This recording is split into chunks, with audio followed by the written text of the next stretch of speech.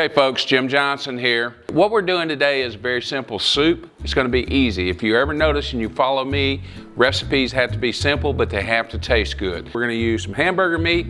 We're going to use some Italian sausage. We're going to use some potatoes. We're going to use a little bit of heavy whipping cream, some chicken stock, and kale. For all those people that want to stay healthy, we're going to throw some kale in there just for you. Otherwise, I'd leave it out, but for you, we're going to put it in there. Stay tuned. We're coming right back. We're going to start putting all this together.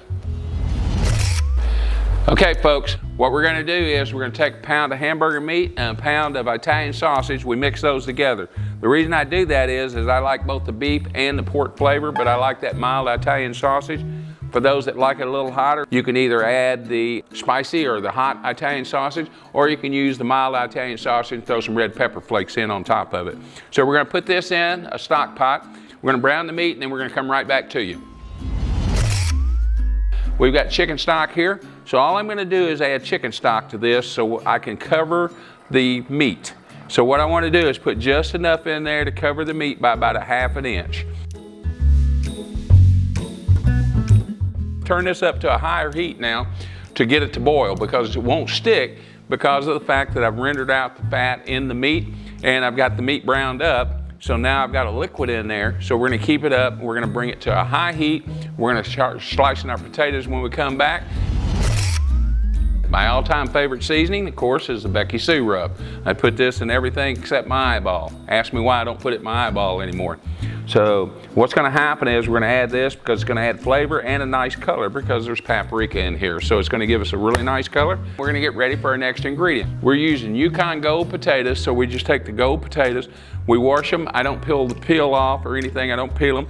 And on a particular potato like this is really too big for a mouthful, so I don't want to have to eat soup with a knife and a fork. So what I want to do is I'm going to take this potato and we're going to use our vegetable cleaver today. So our vegetable cleaver has the slots in the sides so that we have the air slots so that this way I can slice. See how it just fell apart? It didn't stick to my blade. If I were to use my chef knife, that potato would have stuck to the side of my blade. So now what I'm going to do is always, when you have anything that's rounded, you always want to cut it in half and then put the flat side down. That way it won't rock, won't turn, less chance of me cutting myself. And we're going to thin slice it. Remember how I cut down and through, down and through? So what's going to happen is I have these beautiful pieces of potato. So we're going to add that to our stock. So I'm going to separate them. Because there's enough starch in there, they'll still stick together. Even though they sliced all the way through, they'll still stick together. So we're going to separate them like that. We're going to bring that to a rolling boil, and as we do, the only thing then we have left to do is add our kale and our heavy whipping cream. So we're going to come right back in a bit. We're going to let this take off. For all those out there that feel like they're not eating healthy enough, we're going to add kale to this. So what we're going to do is we're going to turn it down, fold it up sideways, and we're going to turn it down sideways so you can see the stem. Now we're going to take our chef's knife, and one thing that we talked about our chef's knife earlier is the fact that it has a sharp point. So we take the knife point and we just come down and just follow the contour of that stem. We take that stem and we cut it out just like so.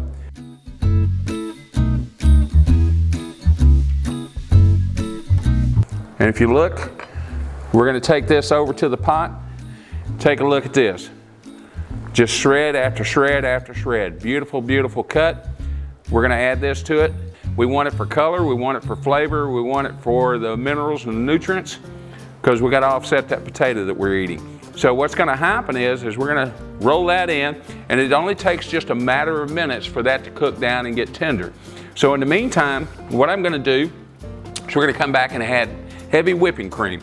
So what I've done is I've turned the temperature down just a little bit so that it's not doing the rolling boil. And then what I'm going to do is I'm going to take my spoon and I'm going to spoon in a little bit as I go, and I'm just going to stir it in.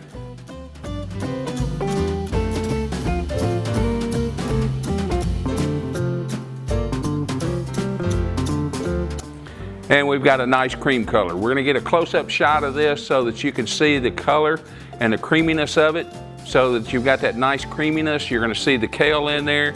You're going to be able to see the potatoes in there and the meat. It's going to make a beautiful dish. So now what I've done is I've turned it off. It's still boiling a little bit, but we've got a kale in there. We've added the cream to it. So now we're just going to give it a nice stir. It's got all the nice ingredients that we need. And I'm just going to add just a little bit of kale to the top for garnish, but it's going to be uncooked kale, but yet when you stir it, it still can be crispy and still be tasty. So it's going to be great. BBQ by JimJohnson.com. And what's going to happen is you'll have this recipe and other recipes on there. BBQ by JimJohnson.com.